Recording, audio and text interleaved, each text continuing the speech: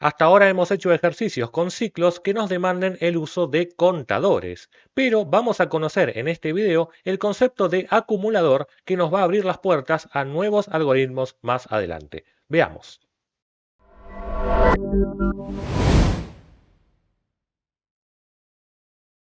Recordemos lo básico de los ciclos por contador, que era tener una variable que nos lleve la cuenta. Por eso a esa variable le ponemos un valor inicial, esperaremos luego que llegue a un valor final, en base, claro, a un valor de actualización. ¿Y cuáles pueden ser esos valores de actualización? Bueno, hemos visto, por ejemplo, que una variable se puede incrementar de uno en uno hacia adelante, sumándole uno cada vez, o por qué no, decrementarla, es decir, que vaya hacia atrás, o por qué no, que vaya hacia adelante o hacia atrás con un valor distinto a uno, por ejemplo, contar de 3 en 3. Lo importante es que en todos los casos notamos el mismo patrón, que es que una variable de tipo contadora siempre actualiza su valor en base a otro valor constante, es decir, que no va a cambiar.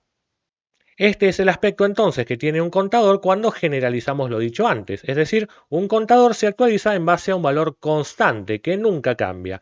Todo lo contrario a lo que vamos a definir ahora, que es el concepto de acumulador, porque esta vez un acumulador es una variable que también se actualiza a sí misma en base a su valor anterior, pero sumándole o restándole un valor que es variable, o sea que pueda llegar a cambiar cada vez. Ese simplemente es el concepto de acumulador y ahora vamos a ver un ejemplo de uso. Quiero hacerte esta pregunta. ¿Cuál es la suma de los primeros tres números naturales? Bien, podemos hacerlo con los dedos de la mano. 1 más 2 más 3 y nos daría como resultado 6. Sin embargo, voy a hacerte ahora esta pregunta. ¿Cuál es la suma de los primeros 100 números naturales? Por supuesto que los dedos ya no alcanzan, podemos usar una calculadora, o bien usar el método que usó alguien muy prodigio en la matemática cuando la maestra le hizo esta misma pregunta y prácticamente en unos segundos contestó el resultado. Eso estamos hablando de un método que inventó Carl Gauss y por eso es uno de los prodigios de la matemática. Nosotros no vamos a usar ese método, sino que vamos a usar el método que hubiera hecho cualquier mortal. 1 más 2 más 3 más 4 más 5 hasta llegar hasta el 100, pero vamos a hacer un algoritmo que nos permita obtener ese resultado sin errores y prácticamente de forma instantánea usando este concepto de acumulador. En primer lugar, empecemos con una variable que nos permita saber hasta qué número vamos a llegar. La voy a llamar Kant, por ejemplo, y la voy a establecer con el valor 100, aunque puede ser el valor que vos quieras.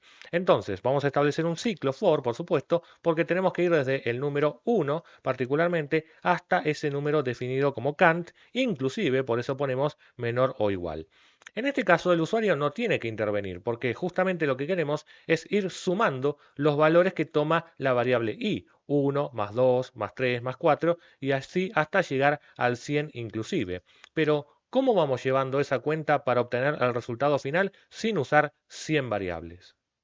Es aquí donde entra en juego el concepto de acumulador, porque lo que haremos primero es generar una variable de tipo entera, la vamos a llamar sumatoria, y como la palabra lo dice, será una sumatoria, nos conviene arrancar con un valor inicial que sea neutro en la suma, o sea, el cero. Acto seguido, dentro del ciclo, podemos saber ahora que por cada número que vayamos, en este caso pasando, desde el 1 hasta Kant inclusive, vamos a tomar la sumatoria con el valor que tenga hasta ese momento, le vamos a sumar el valor de i, que es lo que va llevando a la cuenta, y recordar que no podemos dejar una expresión suelta en el código porque no es una instrucción. Por eso se va a volver una instrucción cuando tomemos al valor resultante de esa cuenta matemática y la guardemos con el operador de asignación en una variable, por ejemplo, y en este caso será la misma variable sumatoria. Lo que te ilustra entonces que esta variable es una variable de tipo acumuladora porque verás que está actualizando su valor en base al anterior, pero sumando algo que es variable, ya que la i justamente va tomando valores distintos cada vez. 1, 2, 3, 4, 5 y así hasta llegar a 100 en este ejemplo concreto. Cuando termine el ciclo for, tendríamos que estar en condiciones de mostrar el resultado. Esto es, imprimir un mensaje que diga la sumatoria de los primeros Kant naturales es, y ahí sumatoria, ilustrándonos que esa sería la suma de los primeros 100 números naturales en este ejemplo, pero recordad que vos podés cambiar este valor para jugar un poco con este algoritmo. Vamos a comprobar si funciona. Cuando probemos este programa ya tenemos que tener el resultado final, que efectivamente, así como le dio a Carl Gauss aquella vez hace muchísimos años, es 5050. Es la suma de 1 más 2 más 3 y así hasta el 100, pero podemos probar, por ejemplo, con otros valores. ¿Por qué no? 1, 2, 3. ¿Cuál es la sumatoria de los primeros 123 números naturales? Bueno, es 7626.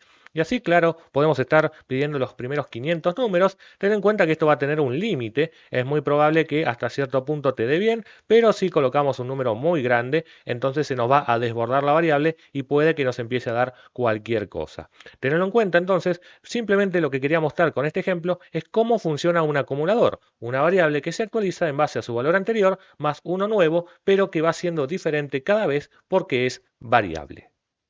Una vez que ya adquieras cierta experiencia usando acumuladores, verás que esto se puede escribir de una forma más corta. Es decir, lo que estás haciendo ahí ya es claro, pero si querés volver a escribirlo de una forma más abreviada, simplemente podés usar este operador que es el más igual, que hace exactamente lo mismo, pero evitando que tengas que repetir la palabra sumatoria dos veces de ambos lados del igual. Así como está el más igual, podría existir el por igual si tuvieras que usar una productoria, un menos igual si tuvieras que ir actualizando en base a restar el valor, o dividido igual, o módulo igual, y así un montón de estos operadores que ya han aparecido tal vez antes, por ejemplo cuando vimos la prioridad de operadores en Java, que ahora podés volver a ver ya sabiendo qué hace este operador. Lo importante es que entiendas lo que hace esto. Si te confunde, bien podés seguir usando la sintaxis más larga, pero a la larga te vas a terminar acostumbrando de tanta práctica a qué está haciendo este tipo de instrucción.